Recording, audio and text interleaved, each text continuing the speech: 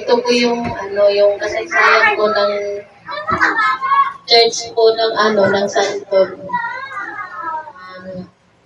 Kung hindi po ako nagkakamali, Like, share, subscribe. 2020 po yata yun. Nung nag-umpisa po dito, panahon na po yata yun ng COVID.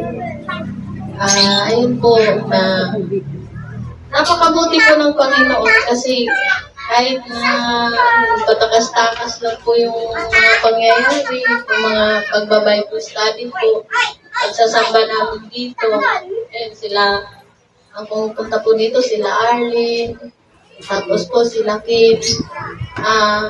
Ayun po, napakabuti po ng Panginoon na kahit ganun yung mga nangyayari sa paligid, napakabuti po ng Panginoon kasi sabi nga nila kapag nag-ipon-ipon daw yung mga tao, ayun, nagkakasakit, nagkaka-COVID. Pero salamat po sa Panginoon kasi dahil po sa tulong ng Panginoon, wala pong nangyari gano'n. Amen. At saka kahit naman po nakakaranas po tayo ng mga sakit, hindi po tayo pinapabayaan ng Panginoon. At maraming salamat din po sa buhay po ni Pastora na ayun po, napakatyaga niya po talagang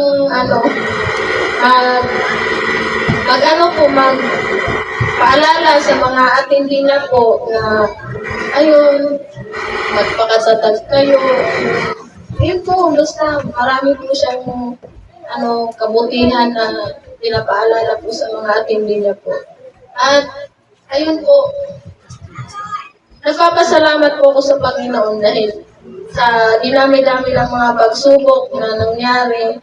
Yun nga, yung sinasabi ko po na lagi sa Panginoon na kahit anong nararanasan ng mga pagsubok, sabi ko nga, Lord, kahit duman ako sa malubak na daanan, alam ko darating ang araw na papatagin mo. Ayun, salamat po sa Panginoon kasi ayun nga, dumadanas ka ng mga pagsubok, pero hindi ka pinapabayaan ng Diyos. At yun po, maraming salamat din po sa mga kapatiran na napakataga po nila na pumunta ng Santo kahit malayo. Kahit ilang piraso lang po kami, pero lagi po silang nagdaan. Salamat po sa Panginoon sa kanilang mga buhay. Ayun po, maraming salamat po sa Panginoon.